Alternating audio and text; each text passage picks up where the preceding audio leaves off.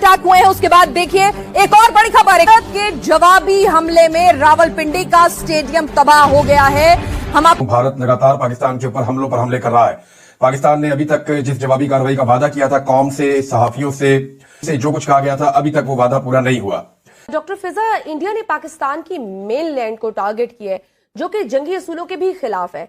क्या पाकिस्तान भी इंडिया की मेन लैंड को टारगेट करेगा?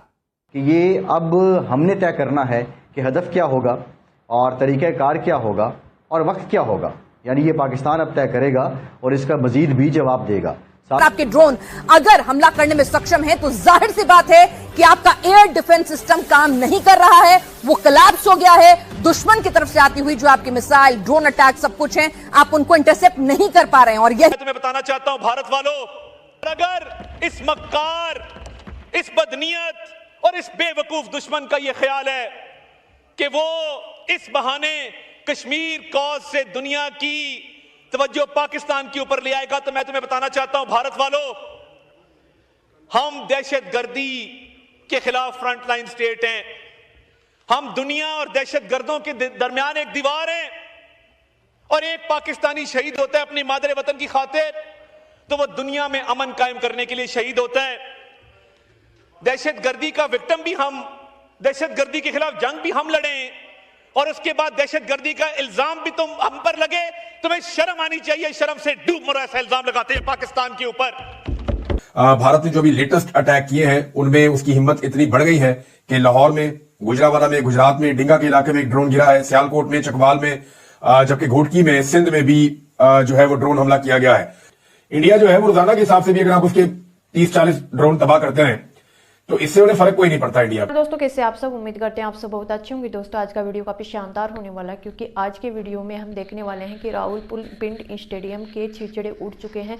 जी हाँ, भारत के ड्रोन ने उड़ा दिए हैं पाकिस्तान के छिछड़े। दोस्तों पाकिस्तान के लिए भारत ने ऑपरेशन सिंदूर चलाया था, जो कामयाब हो चुका है। पहले 9 ठिकानों पर वार किया था, लेकिन अब पाकिस्तान के रावलपिंडी स्टेडियम को भी उड़ा डाला है। और दोस्तों ये सब देखकर फिजा और हिलाली काफ़ी लाइव टीवी पे चिल्ला रहे हैं। तो दोस्तों आज का वीडियो काफी लाजवाब होने वाला है, बिना स्किप किए पूरा वीडियो देखना। बढ़ते हैं मुल्क है जी।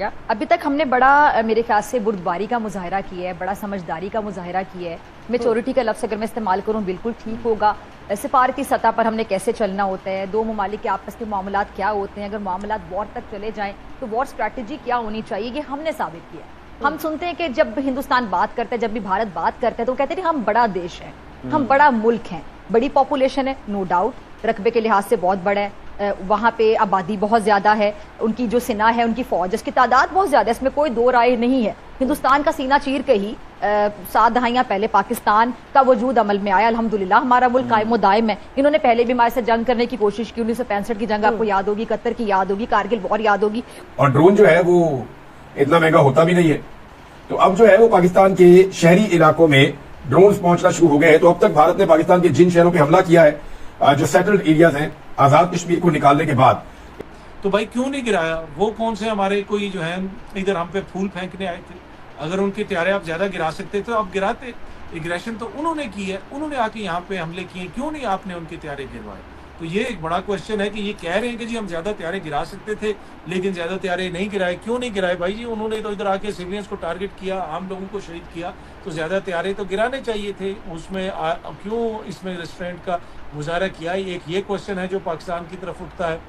यहाँ पे आपने देखा, अभी सबने जो इजहार ख्याल किया, हमारी सीनियर जो सियासतदान है, आपने वो भी देखा, वो भी सुना, और सबने कैटेगोरिकली एक ही बात की कि हमने पहल नहीं की।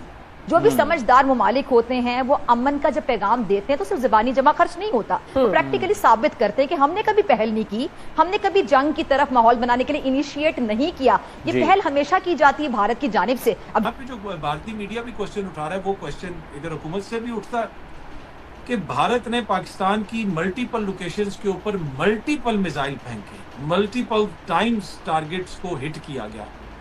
उनमें से क्या कितने इंटरसेप्ट हुए, क्यों नहीं उनको रोका गया? वो तो देखे ना, उन्होंने वो सिविलियंस टारगेट को हिट किया है, वो चाहते तो फिर दीगर कोई टारगेट भी हिट कर सकते थे।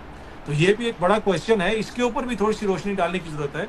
क्या कोई ऐसा मैकेनिज्म नहीं है कि जिससे पहले उनको रोका जा सके? और दूसरा, वज़ीर-ए-आज़म साहब कह रहे हैं कि जी हम तो तैयार बैठे हुए थे। जारी बात है, हमने हाथों में चूड़ियां तो नहीं पहनी हुई, आप पहल करेंगे, आप ईंट मारेंगे। इस तरह से पहले बात हो रही थी कि भारत बड़ी ओछी हरकतें करता है और जिस तरह से जो मकामात जो है वो बता रहा है कि दहशतगर्दों की पनाहगाहें थी, हालांकि पाकिस्तान पहले ये क्लियर कर चुका है और बल्कि हमारे वजीर इत्तलात ने तो दौरा करवाना था लोकल मीडिया को, इंटरनेशनल मीडिया को वहां का, लेकिन उन जगहों पर हमला कर दिया गया। क्या आलमी दुनिया भारत का ये मंजन खरीदेगी? क्या ये बयानिया भारत का खरीदेगी, इसको बाय करेगी जो वो कह रही है कि जनाब हमने तो सिर्फ दहशतगर्दों की पनाहगाहों पे हमला किया है और हमने किसी को कोई नुकसान नहीं पहुंचाया, हालांकि इतने बड़े पैमाने पर सिविलियंस की शहादत हुई है, कैजुअलिटीज हुई हैं।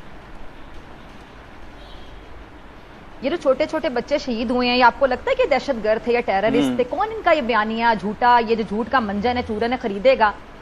जिनको मार गिराया गया इसलिए कि मिसाइल अगर आ रहे थे तो क्या वो रेडार पे कैप्चर हुए? इसका क्या सिस्टम होता है? हो सकता है कि आने वाले दिनों में ये चीज़ भी क्लियर हो, हुकूमत इसके ऊपर भी रोशनी डाले और पता चले कि जनाब मजीद जो उनके प्यारों के साथ साथ जैसे आप कह सकते हैं कि मिसाइल वगैरह भी गिराए गए। लेकिन ये यकीनन एक गौर तलब क्वेश्चन है कि अभी उन्होंने मुरीद के तक तो उन्होंने हमला कर दिया, वो अगर इसी तरह है तो वो फिर लाहौर में भी किसी साइट को टारगेट कर सकते थे, किसी और जगह को भी टारगेट कर सकते थे। अब क्या मोदी सरकार को सिर्फ उन्हें सिविलियन चीज़ों को टारगेट कर दिया और कहा दिया?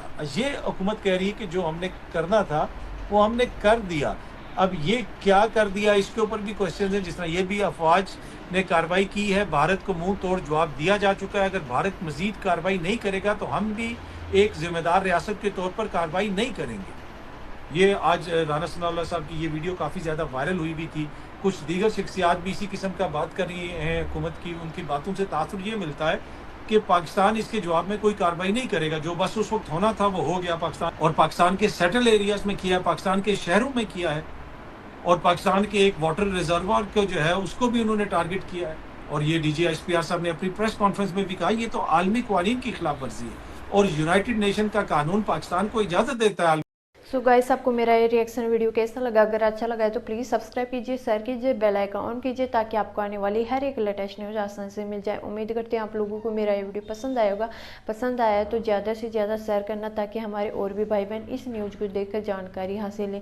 जैसा कि भारत ने ऑपरेशन सिंदूर चलाया था, जिसके बाद भारत ने रात को 9 ठिकानों पर वार किया और वो कामयाब हो चुके हैं। लेकिन आज रात को भारत ने ऑपरेशन सिंदूर के माध्यम से एक ड्रोन छोड़ा जिससे पाकिस्तान का स्टेडियम उड़ चुका है। जी हाँ, रावलपिंडी का जो स्टेडियम था, पाकिस्तान का सबसे बड़ा स्टेडियम, वो भी उड़ चुका है। और इसके बाद पाकिस्तान उसके मलबे को देखकर फूट फूट के रो रहा है, क्योंकि पाकिस्तान के बहुत से ऐसे ड्रोन हैं जिसको भारत ने S-400 से उड़ा डाला है। दोस्तों, भारत ने पहली बार पाकिस्तान के खिलाफ S-400 का इस्तेमाल किया और वो कामयाब भी हो चुका है। तो दोस्तों, आज का वीडियो आप लोगों को कैसा लगा कमेंट बॉक्स में ज़रूर